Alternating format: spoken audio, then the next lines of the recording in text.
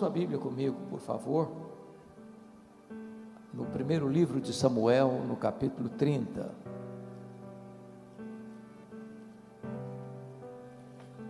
Primeiro livro de Samuel, capítulo 30.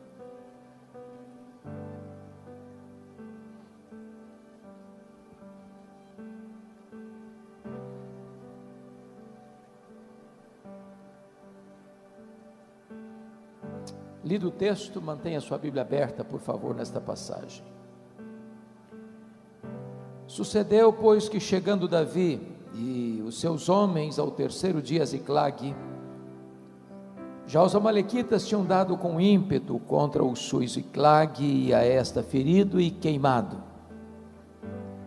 Tinham levado cativas as mulheres que lá se achavam, porém a ninguém mataram, nem pequenos nem grandes. Então somente os levaram consigo e foram o seu caminho.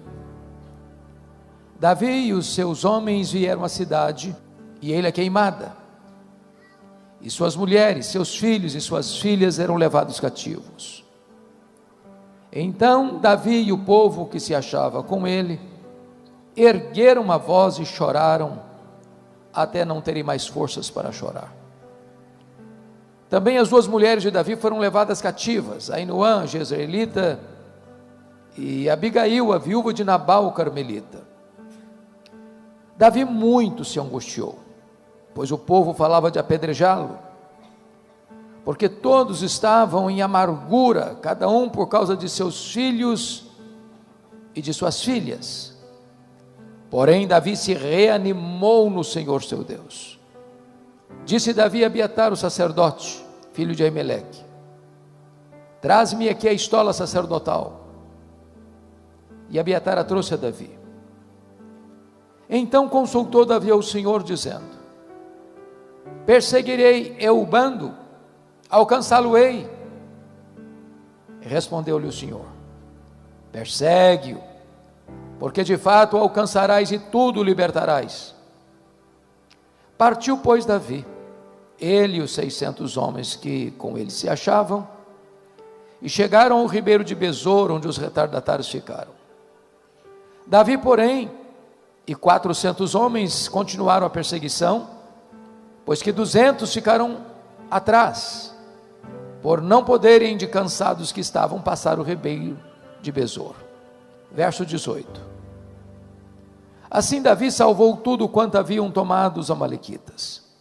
Também salvou as suas duas mulheres. Não lhes faltou coisa alguma, nem pequena, nem grande, nem os filhos, nem as filhas, nem o despojo, nada do que lhes haviam tomado, tudo Davi tornou a trazer. Também tomou Davi todas as ovelhas e o gado, e o levaram diante de Davi, e diziam: este é o despojo de Davi. Amém.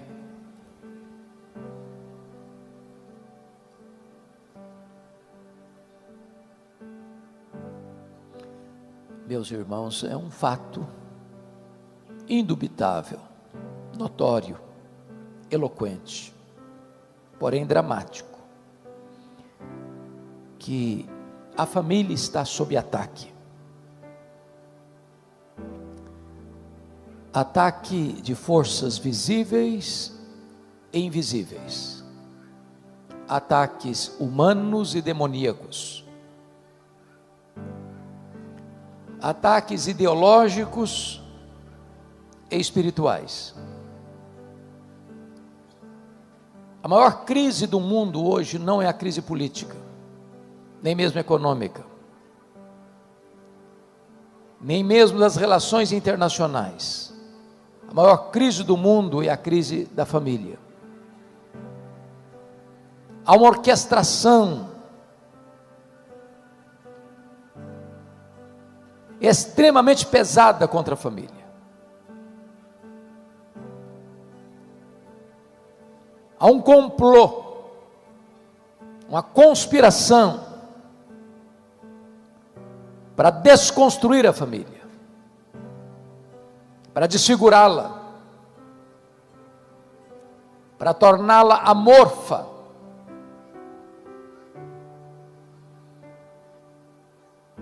Porém, esse fato não é um fato novo. O texto que nós acabamos de ler ocorreu 1000 anos antes de Cristo. E esse texto retrata uma grande crise familiar. O sogro quer matar o genro. O sogro é o rei Saul. O genro é Davi, o sucessor do trono.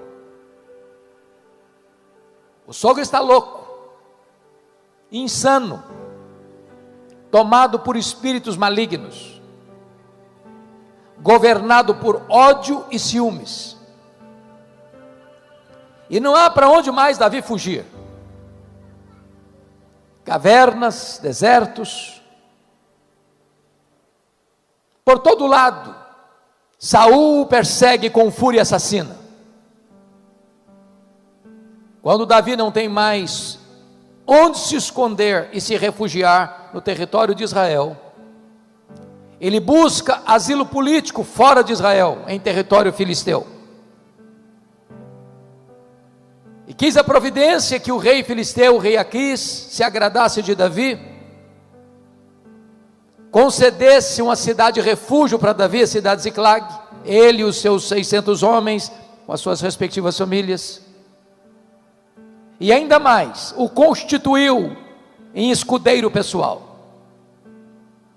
Agora, diz a Escritura, que o rei filisteu declara guerra contra Israel, e marcha com o seu exército, para enfrentar os soldados de Saul, e Davi vai à frente dele, como escudeiro. Quando, na jornada, os príncipes filisteus disseram para o rei Aquis: este homem é um guerreiro, e este homem é um israelita, e lá na sua terra ele tem grande fama, se ele se voltar contra nós, nos imporá uma derrota acachapante, despede-o, ele não pode estar conosco. A contragosto, o rei Aquis dispensou Davi. E então, quando Davi retorna para sua cidade refúgio, onde estavam suas famílias respectivas, ele e os seus 600 homens, ao chegarem, constatam que uma tragédia havia acontecido. Os terroristas do deserto, os amalequitas, tinham atacado a cidade de Ziclag, tinham ferido a cidade de Ziclag, tinham queimado a cidade de Ziclag, tinham levado embora os rebanhos, e cativos os filhos, as filhas e as mulheres. Quando Davi e os seus homens olham essa tragédia, que havia se desabado sobre as famílias deles, todos começam a chorar, a ponto de não terem mais forças para chorar. Os aliados de Davi, leais a Davi, em virtude da crise que se abatera sobre as suas famílias, se voltam contra Davi para apedrejá-lo. E Davi muito se angustiou. Entretanto, ele reanimou-se no Senhor seu Deus, e clamou a Deus em oração, e perguntou para Deus: perseguirei eu o bando, alcançá-lo-ei? E Deus respondeu para Davi: persegue o inimigo, Davi, porque tudo que ele tomou de você, você vai trazer de volta. E Davi foi, e Davi lutou, e Davi venceu, e Davi tomou tudo de volta: os rebanhos, as coisas grandes, pequenas, os filhos, as filhas, as mulheres, tudo Davi tornou a trazer de volta. Esse texto, irmãos, enseja-nos algumas lições que passo a discorrer. Em primeiro lugar, vamos ver como é que é o ataque deste inimigo, porque esse texto é uma figura de uma batalha muito maior, muito mais ampla, muito mais grave, de consequências muito mais danosas. Isso não é apenas uma narrativa que aconteceu há 3.000 anos. Isso é um emblema do que está acontecendo agora com a família brasileira. Isso é um retrato do que a sociedade brasileira, e diria mundial, está enfrentando. Há um inimigo real, porém invisível, muitas vezes conhecido, mas maligno, que usa todo o seu arsenal, que emprega todas as suas armas para destruir a família, para desconstruir a família, para perturbar e confundir a família. E como é que é esse ataque? Então, com a Bíblia aberta comigo, por favor, vamos observar. Primeiro, este é um ataque implacável. Veja o versículo 1 comigo. Os amalequitas tinham dado com ímpeto contra o Sul e Ziclag. Esta palavra ímpeto traz a ideia de que foi um ataque frontal, furioso, avassalador. O inimigo não está brincando. Ele não está nem mais escondendo as suas garras. É notório, é perceptível. Ele não chega para brincar, nem para divertir. Ele vem para destruir, para roubar, para matar. E há muitas pessoas que estão sendo destruídas. Há muitos casamentos desfeitos. Há muitos filhos perturbados. Há muitas famílias completamente feridas e machucadas. Há muitas pessoas com a esperança morta. Eu estava pregando certa feita em Vitória, no Espírito Santo, numa casa. E enquanto pregava, uma mulher chorava, e chorava convulsivamente. Ao término da mensagem, eu fui conversar com ela e perguntei: por que a senhora está chorando? Ela me respondeu assim: o diabo destruiu a minha vida. E eu perguntei: e o que é que a senhora quer dizer com isso?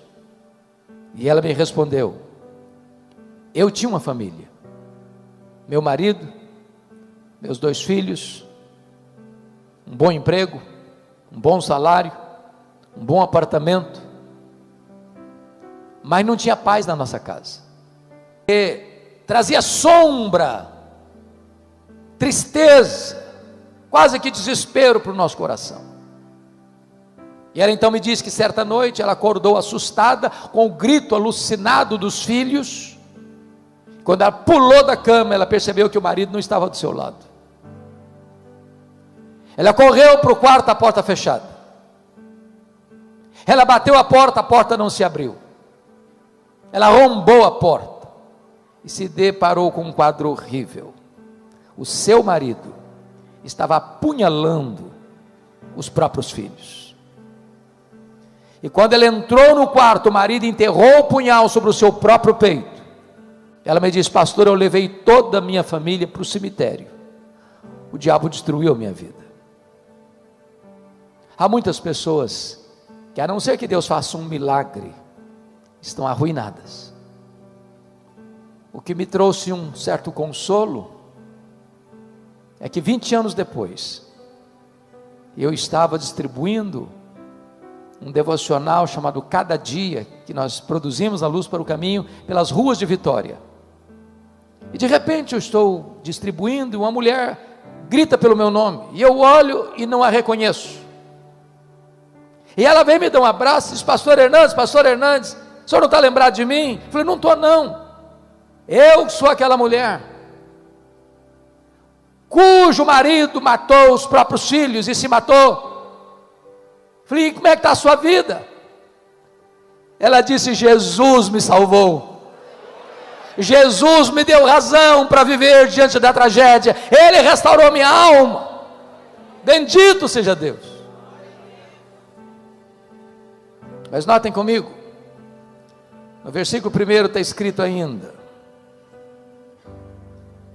que os amalequitas tinham ferido e queimado a cidade. Você queima estruturas, você fere pessoas. Há aqui um prejuízo financeiro, há aqui um prejuízo pessoal. E sabe, amados, nós vivemos num mundo de muitas pessoas machucadas, com autoestima achatada, gente arrebentada emocionalmente, gente oprimida, sufocada, gente que sangra, não para fora, mas para dentro.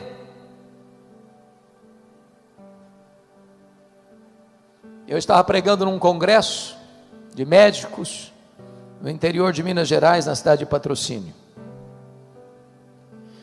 médicos cristãos, e uma enfermeira muito sorridente nos hospedava, nos recebia, e depois que eu dei a primeira palestra, ela me chamou à parte e me fez uma pergunta inusitada. Me perguntou assim: o senhor está vendo esse sorriso bonito que eu tenho? Eu disse: claro, é impossível não ver. Ela me respondeu: mas esse sorriso é uma mentira. Eu carrego atrás desse sorriso uma alma doente, uma alma machucada, uma alma ferida. Há muitas pessoas que estão sorrindo, mas quando põem a cabeça no travesseiro, há uma dor, há uma culpa, há uma ferida emocional que ainda sangra. Nunca posso me esquecer o dia que um líder da nossa igreja me procurou e disse: pastor Hernandes, eu preciso de um favor. Eu falei: pois não. Ele me disse: o senhor não conhece a minha mãe. A minha mãe tem quase 80 anos, eu sou o filho mais velho. A minha mãe tem uma tristeza crônica, já levamos todo tipo de médico, já fez todo tipo de exame, já procurou todo tipo de analista, nada, ninguém resolve, nem ajuda a mudar esse cenário da tristeza crônica da minha mãe. O senhor podia ir lá orar com ela? Eu falei: eu vou. Quando eu cheguei naquela casa, aquela senhora estava sentada num sofá, com um olhar distante, com um semblante triste, e eu comecei a conversar com ela. Por providência de Deus, daqui a pouco ela pede a sua família para deixá-la sozinha comigo. E quando eu fiquei só com ela, ela olhou nos meus olhos e me disse assim: pastor Hernandes, eu sofro há 60 anos. E eu perguntei: o que houve? Ela me respondeu: eu traí o meu noivo, e ele nunca ficou sabendo. Eu me casei com ele, sou viúva já há muitos anos, mas aquele pecado está tão vivo na minha memória, como se eu tivesse pecado hoje de manhã. Tem 60 anos que eu vivo atormentada pelo chicote da culpa. Eu vivo numa prisão, numa masmorra. Eu confesso a vocês que eu chorei com aquela mulher, por perceber que o diabo havia mantido aquela mulher 60 anos num cárcere emocional. E eu falei para ela da graça de Deus, e eu falei para ela do sangue do Cordeiro que pode lavar e purificar. Eu falei da libertação que há no nome de Jesus. E naquele dia aquela mulher se rendeu ao Salvador, e o sorriso brotou no seu rosto depois de 60 anos. Eu tive o privilégio de discipulá-la e batizá-la. Tive o privilégio de desfrutar da sua convivência por 10 anos. Uma mulher feliz e alegre, mas que estava ferida pelo inimigo, pelo pecado, pela culpa. Mas notem comigo, que quando o inimigo vem, o alvo preferido do inimigo, meus amados irmãos, é atingir a família. Porque vejam vocês no verso 2, tinham levado cativas as mulheres que lá se achavam. No verso 3, está escrito: e suas mulheres, seus filhos e suas filhas eram levados cativos. Como é que um homem pode estar bem, sabendo que a sua mulher está prisioneira do inimigo? Como é que uma mulher pode estar bem, sabendo que o seu marido está prisioneiro nas mãos do inimigo? Como é que os pais podem dormir em paz, sabendo que os seus filhos estão nas mãos do inimigo?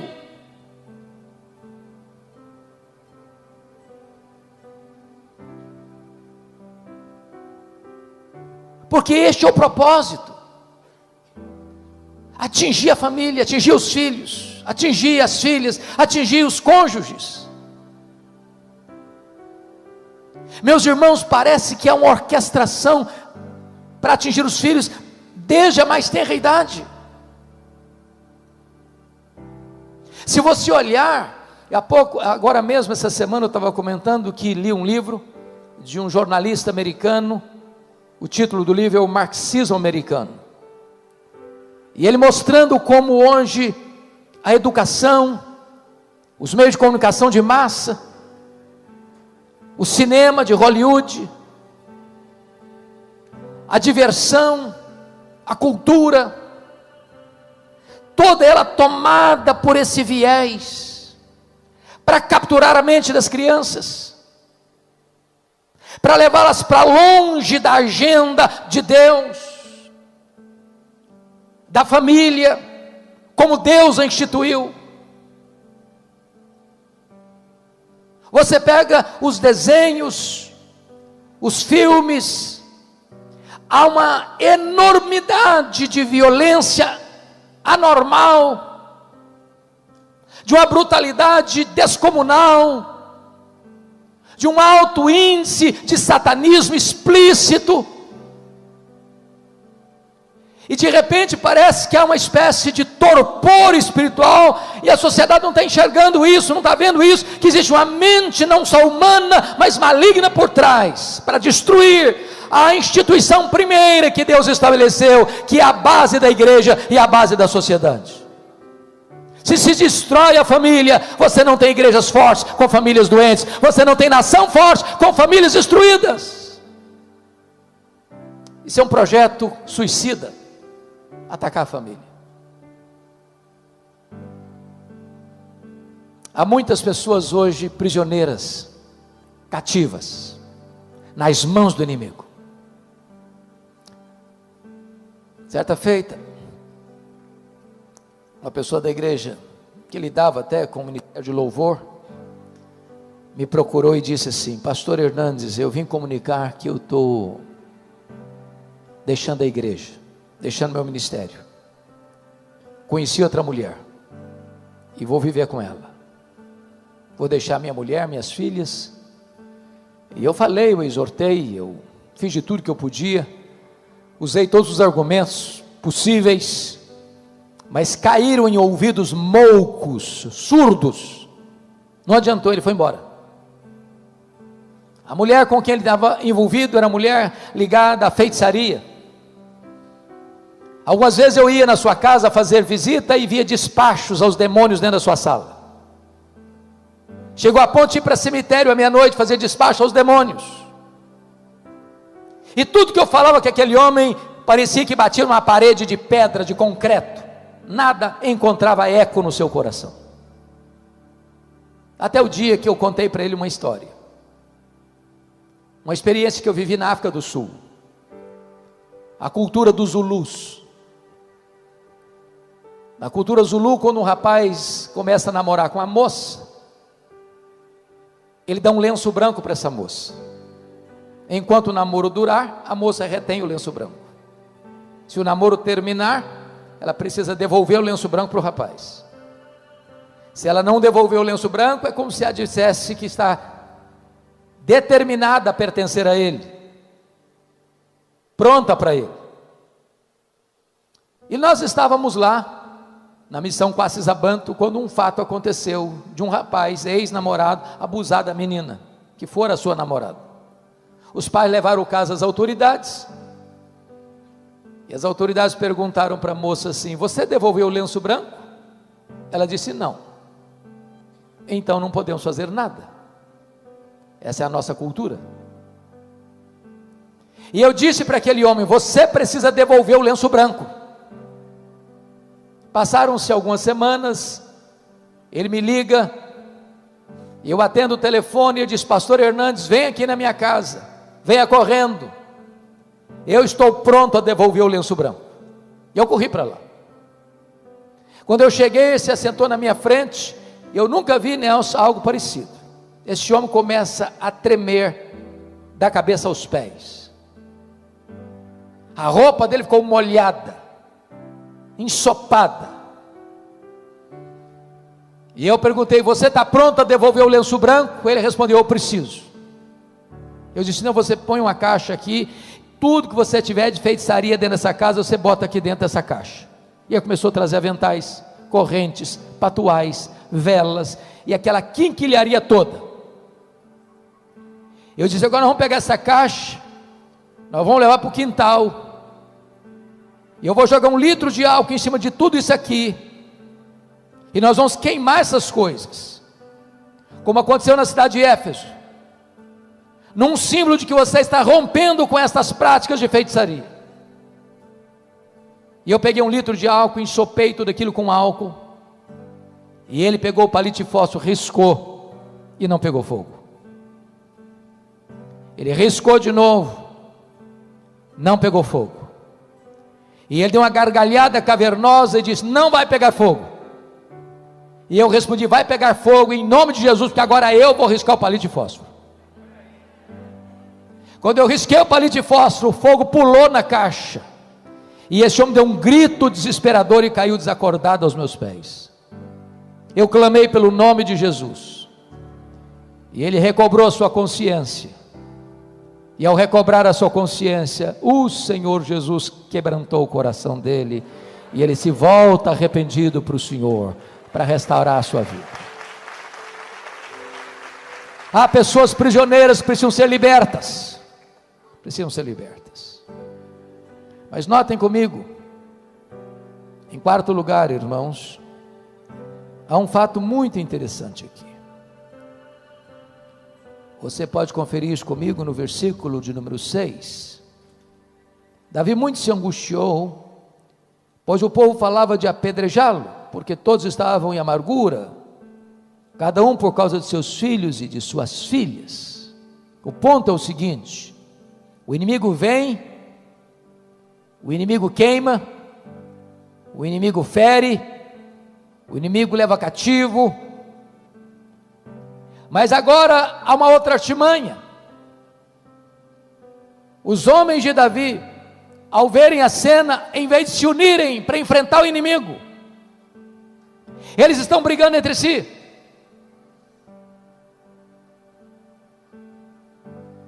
Eles querem apedrejar Davi, querem matá-lo.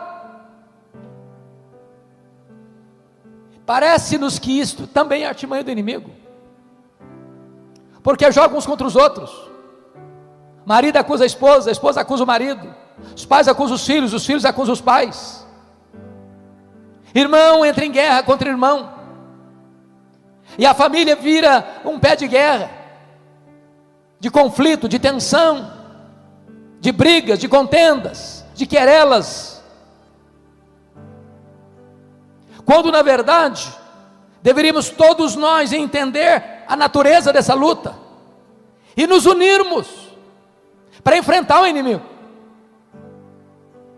Seu problema não é seu marido, seu problema não é sua mulher, seu problema não são seus filhos, seu problema não é seu sogro, sua sogra, seu problema não são seus cunhados, seu problema não são seus parentes, o seu problema não é o outro, o seu problema é espiritual. A nossa luta não é contra carne e sangue, mas contra principados e potestades, contra dominadores deste mundo tenebroso, contra forças espirituais do mal, das regiões celestes. Não adianta usar armas carnais, precisamos de armas poderosas em Deus, para destruir fortalezas e anular sofismas. Preste atenção na frase que eu vou lhe dizer. Quando nós transformamos amigos em inimigos, nós transformamos o inimigo em aliado. Então é hora de você parar de brigar com a pessoa que está debaixo do seu teto e começar a pedir graça para vocês se unirem para enfrentar o verdadeiro inimigo. Mas uma última coisa aqui nesse ataque que eu preciso descrever para entrar no segundo ponto da mensagem. Vá comigo para o verso 16. Nós não chegamos a lê-lo, mas vamos ler agora. E descendo guiou, e eis que estavam espalhados sobre toda a região, comendo, bebendo. e fazendo festa por todo aquele grande despojo que tomaram da terra dos filisteus e da terra de Judá.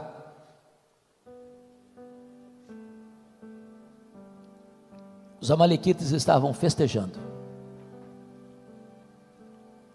Festejando o quê? A derrota fragorosa que tinha imposta a Davi e as famílias respectivas. Meus irmãos, que o inimigo celebra quando ele consegue uma vitória sobre o povo de Deus, ele celebra. A grande pergunta que nós devemos fazer é esta: onde a nossa vida está produzindo festa? No acampamento de Deus ou no arraial do inimigo? Me permita ilustrar. Há um personagem bíblico muito conhecido de todos nós, chamado Sansão. O nascimento dele foi um milagre. A vida dele foi um portento. A morte dele foi um opróbrio. Ele era um gigante. Ele era imbatível. O único juiz de Israel que fez carreira solo. Sansão tinha uma força descomunal, mas um coração fraco. As fraquezas humanas o dominavam. E diz a Bíblia que um dia ele está caminhando com seu pai pelas ruas de Tímina, e ele vê uma moça filisteia, inimiga do seu povo. Quando ele chega em casa, ele diz para o seu pai assim: papai, eu quero aquela moça para mim. Seu pai disse: meu filho, mas aquela moça pertence ao povo que nos oprime. Aquela moça não tem os mesmos valores, aquela moça não crê no mesmo Deus que cremos. E ele disse: eu quero aquela, porque só daquela eu me agrado. Sabe o que ele está dizendo? Velho, não tem papo, não tem conversa, desse negócio entendo eu, não tem diálogo. Então me permita dizer algo aqui para vocês. Eu sou pastor há 40 anos. Nessa temporada eu nunca vi um rapaz ou uma moça que, desobedecendo pai e mãe na área do namoro, fosse feliz no casamento.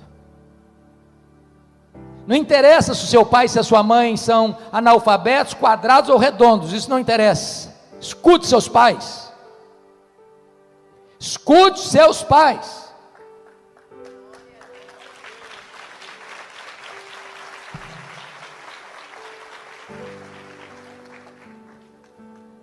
Me permita falar para os pais. Parece que há uma ideia de que pai e mãe não devem interferir em namoro de filhos. Isso é balela. Tem hora que pai e mãe precisam estar com a antena ligada. Porque tem namoro, irmãos, que traz prejuízo. Começou a namorar, já não conversa com mais ninguém, já vive num canto. Quando recebe um telefonema, quando termina o telefonema, está chorando. Então está na hora de você, pai e mãe, falou: minha filha, para com isso, meu filho, para com isso. Filho não, mas casamento ruim mata.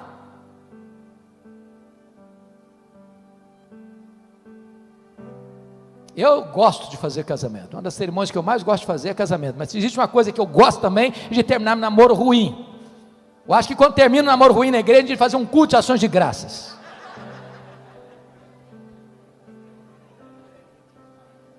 Diz a Bíblia que Sansão vai para a casa dessa moça. E aí um leão novo sai em cima dele.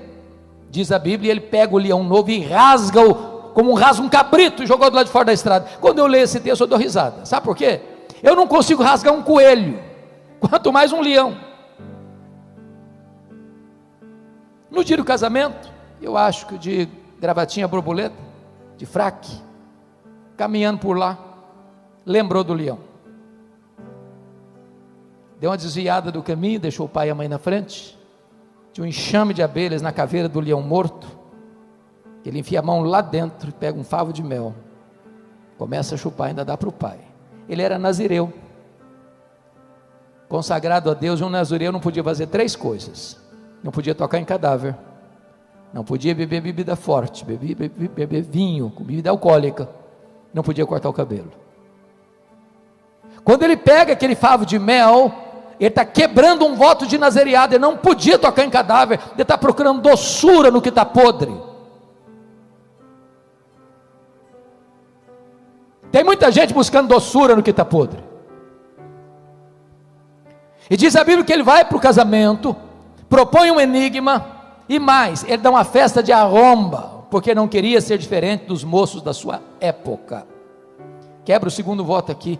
Quando ele diz não queria ser diferente dos moços da sua época, a sua festa foi regada de vinho, regada de bebida alcoólica. Me permita uma nota de rodapé aqui? Eu tenho rodado pelo Brasil, irmãos, e tenho escutado os pastores nos lamentos de tristeza.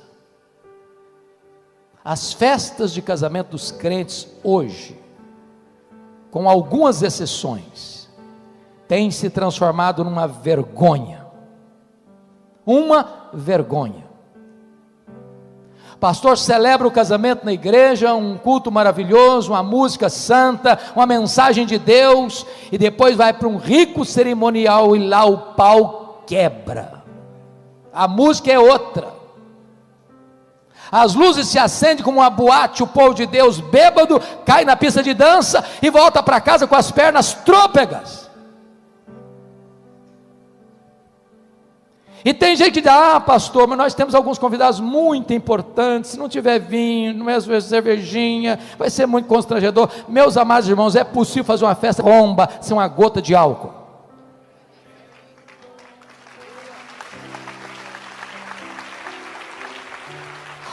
A igreja não tem que imitar o mundo, a igreja tem que ser exemplo para o mundo.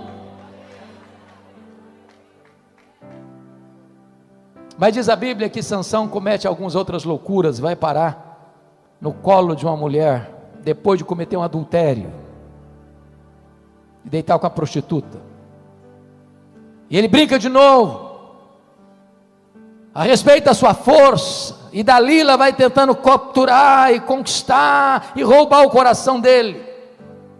Na quarta vez das brincadeiras insensatas, tomado de uma impaciência de matar, ele abre o coração para Dalila, e os filisteus cortam o cabelo dele, e diz a Bíblia, que o Espírito de Deus se retirou dele, e o gigante vira um anão, um fracote.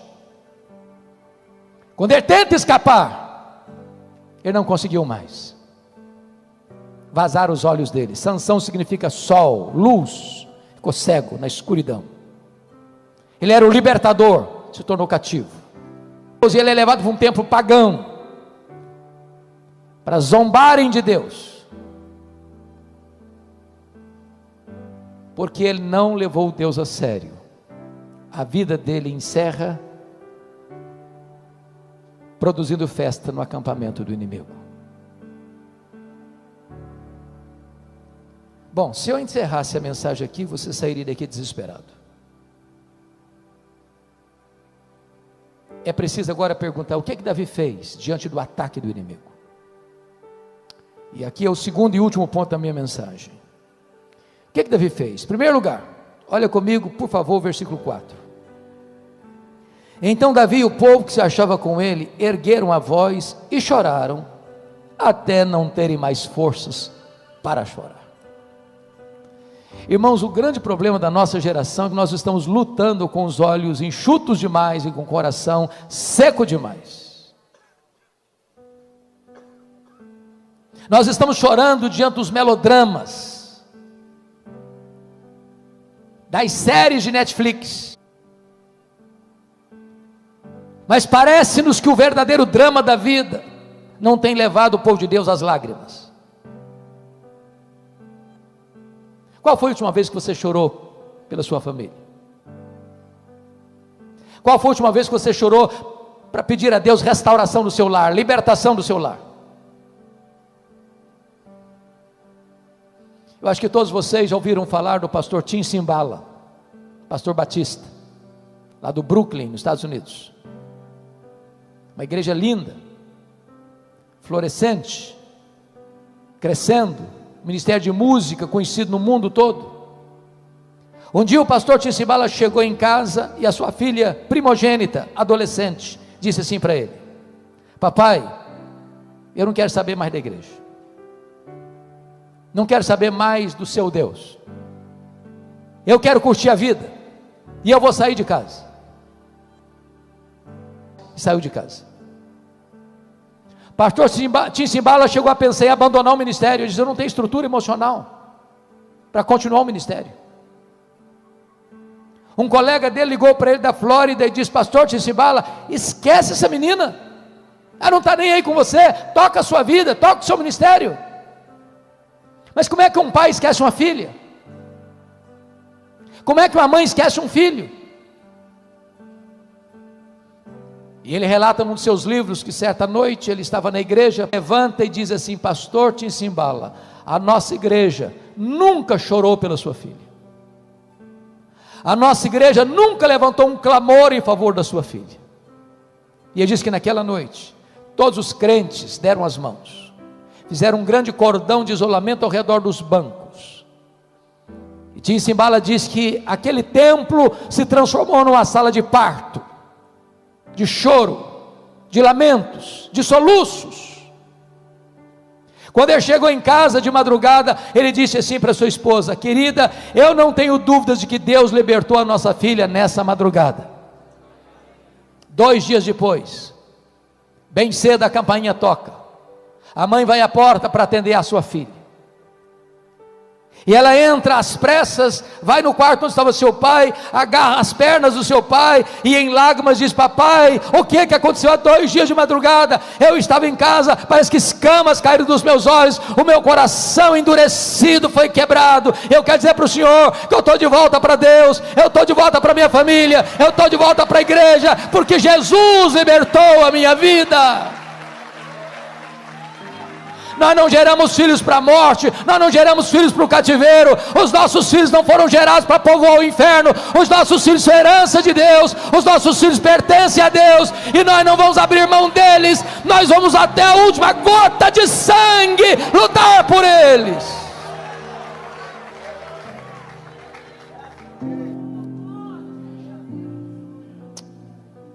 Mas diz a Bíblia que Davi fez uma segunda coisa.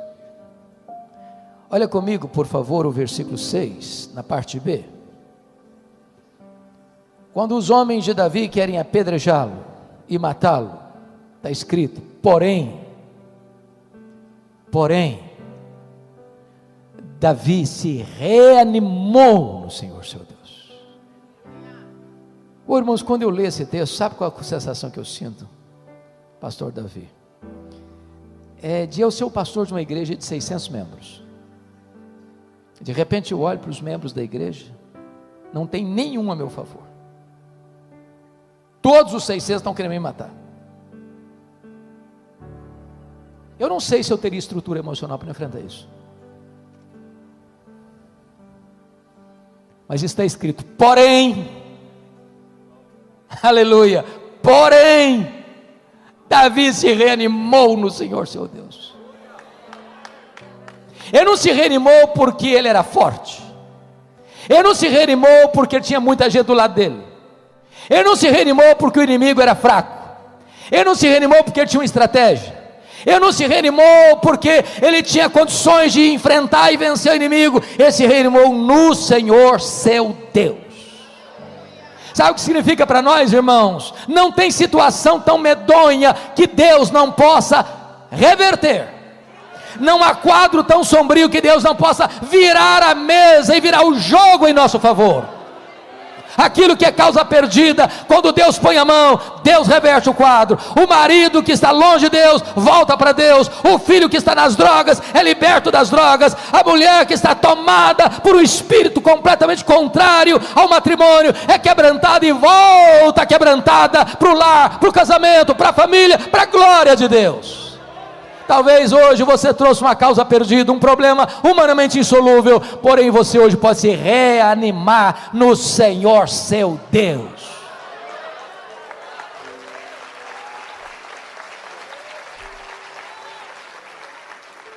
Terceira coisa que Davi fez, confira comigo, por favor. Versículo 7 e versículo 8. Davi orou ao Senhor.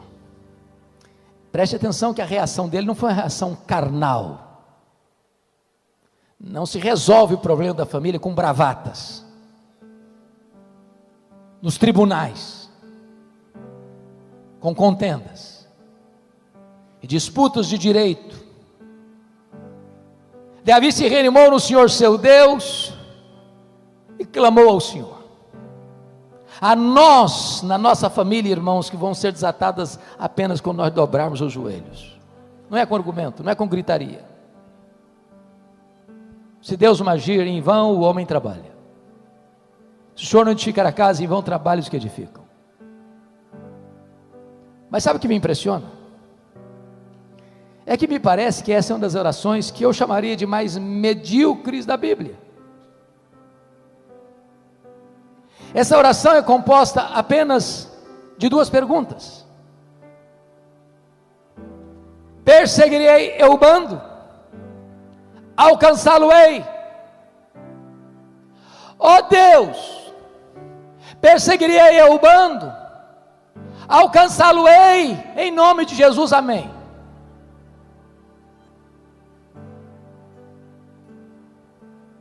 Trocando em miúdos, o que ele está perguntando? Está dizendo o seguinte: Deus, eu estou levando de goleada do inimigo, eu vou aceitar passivamente a decretação da derrota, ou eu vou reagir? É isso que ele está orando. Porque tem muita gente que já jogou a toalha. Tem muita gente que diz: não, pastor, não tem mais jeito não, o senhor não conhece não, se eu contar a minha história para o senhor, até pedra chora. Dá não. Meu casamento já acabou há muito tempo. Não tem saída para mim. Nessa pandemia, então, meus irmãos, o que está acontecendo de separação conjugal, uma loucura. Loucura. Tiveram que conviver mais do que estavam acostumados a conviver. E se você acha que não tem saída, comece a conversar com aquele que tem solução para os causos, as causas perdidas. Para Deus não há impossíveis. Para Deus não tem causa perdida. Para Deus não tem problema sem solução. Para Deus não tem casamento sem restauração. Algum tempo uma mulher me procurou, mulher da igreja, crente. Falei: pastor, eu vim comunicar ao senhor que eu estou me separando. Falei: mesmo? Como é que é o negócio? Estou me separando. Está claro ou precisa botar legenda? E eu perguntei: mas você está separando por quê, minha filha? Ela me respondeu assim: secou. Está claro? Secou. Falei: secou? Uai, mas se secou tem esperança. O senhor está louco? Tem esperança. Você não leu na Bíblia lá que a vara seca de Arão floresceu? Pois Jesus faz florescer o que está seco. Falei: pastor, o senhor está perdendo o juízo. Eu estou falando para o senhor que morreu. Entendeu agora? Morreu tudo aqui, morreu, acabou. Morreu? Uai, mas se morreu tem esperança. Você não leu na Bíblia lá que Jesus ressuscita os mortos? Pois é, ressuscita o que está morto no seu coração. Falou: pastor, o senhor não está entendendo é nada. Eu estou falando para o senhor que acabou de tudo. Acabou, não tem mais nada não. Acabou. Falei: acabou? Ué, mas então tem esperança. Você não leu na Bíblia que Jesus e Deus chamam a existência as coisas que não existem? Pois Ele pode chamar a existência o que não tem mais aí. Você não vai divorciar não. Você vai orar comigo uma semana, depois você volta aqui. Depois de uma semana a mulher voltou. Falou: pastor, acabou a vontade de divorciar. Jesus está plantando um novo sonho no meu coração. Com Deus tem esperança. Clame aos céus e o Senhor te responderá. Agora deixa eu lhe dizer algo. O que Deus promete para você é vitória e não ausência de luta. O que Deus promete para você é chegada certa e não caminhada fácil. Porque dos 600 homens 200 ficaram para trás, de cansados que estavam. Mas se você tem a promessa da vitória, você não vai desistir. Você não vai aceitar nada menos do que a vitória completa de Deus na sua vida, no seu casamento, na vida de seus filhos, na sua família. Por isso o texto diz que Davi foi, Davi lutou, Davi venceu. Davi tornou a trazer tudo de volta, as coisas grandes, as coisas pequenas, os filhos, as filhas, as mulheres. Nada do que os amalequitas haviam tomado, tudo Davi tornou a trazer de volta. A pergunta que eu faço a você nesta noite é: o que é que um dia você já teve que foi tirado de você? A harmonia do seu casamento? O romantismo do seu casamento? As palavras meigas de elogio um ao outro? Sua vida devocional? Seu deleite em Deus? O que foi perdido? O que foi tomado de você? Tome de volta. Tome de volta hoje. Sabe por que o Deus a quem servimos é o Deus da restituição? Eu quero terminar esta mensagem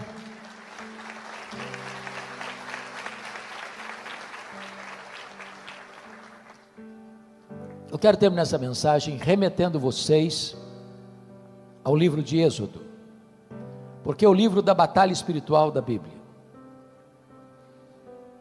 O Egito é um símbolo da escravidão do mundo. Faraó é um símbolo do diabo. O Êxodo é um símbolo da redenção. Mas quando Israel estava para sair do Egito, Faraó tentou reter o povo lá de 4 maneiras. A primeira maneira de Faraó tentar reter o povo está lá em Êxodo 8, 25. Não precisa ir embora. Adore a Deus aqui no Egito mesmo. Você quer ser crente? Tudo bem. Precisa mudar de vida. Você mentia, continua mentindo. Você era desonesto, continua sendo desonesto. Você passava a perna nos outros, nos seus negócios, continua passando. Você é crente agora. Moisés não aceitou essa proposta. Egito é lugar de escravidão e nós vamos sair daqui. Aqui não é nosso lugar. Canaã é o nosso destino. Aí o faraó partiu para a segunda proposta, capítulo 8, versículo 28. Tá bom, vocês podem ir embora, mas não vá muito longe não. Fica aqui na vizinhança, vão ser bons vizinhos. Quando você sentir saudade do Egito, faz um turismo por aqui. Em outras palavras, não vá com muita sede ao pote não. Vá para a igreja, frequenta a igreja, seja membro da igreja.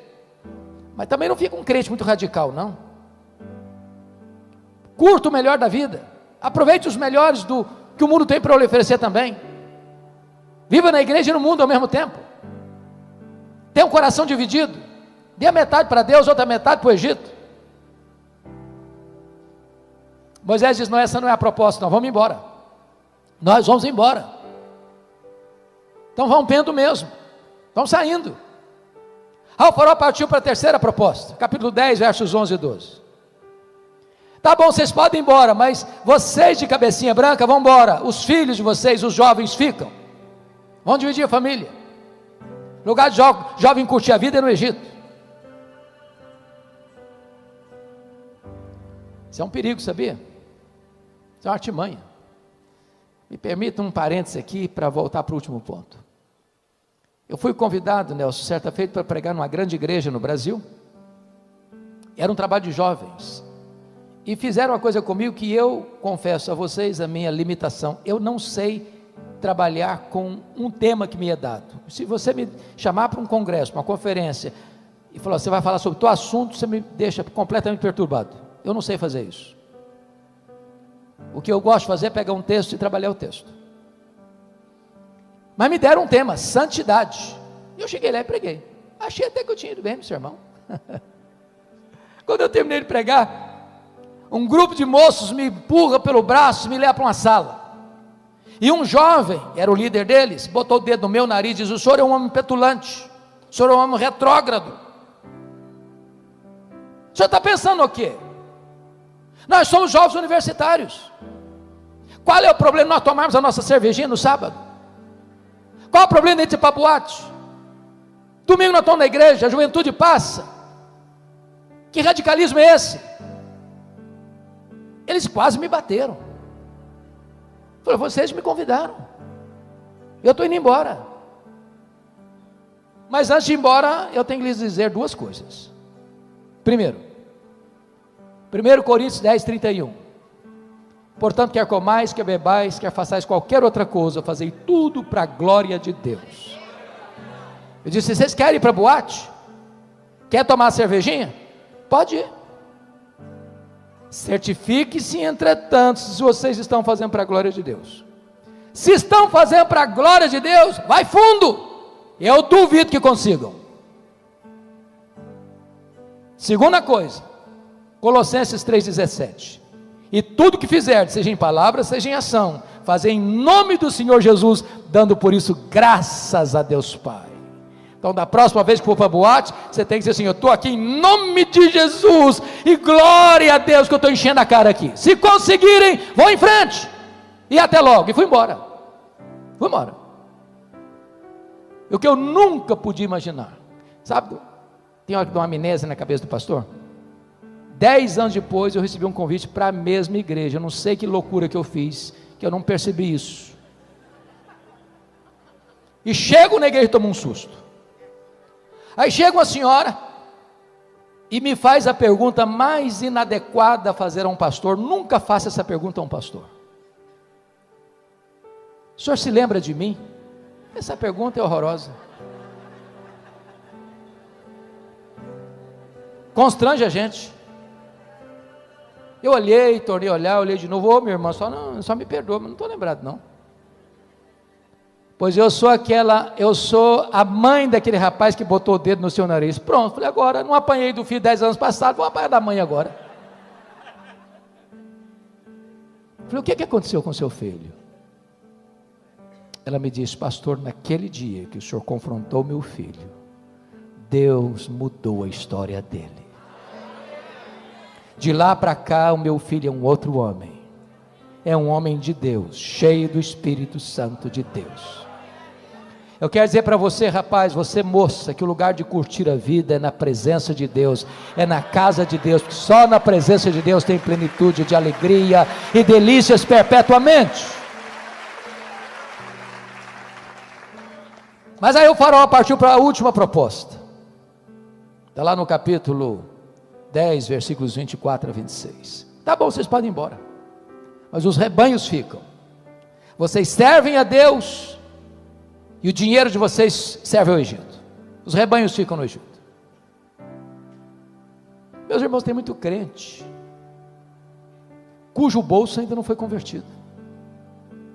Parece ter uma jararaca no bolso. E me permita dizer isso, seu bolso ainda não foi convertido, seu coração também ainda não foi. Porque é o Senhor quem disse, onde estiver o teu tesouro, aí estará o teu coração. Mas a resposta de Moisés foi lapidar. Você quer os rebanhos, Faraó? Então escute isso, nem uma unha ficará no Egito, nem uma unha. Até hoje eu não sei muito bem para que serve uma unha. Mas sabe o que Moisés está?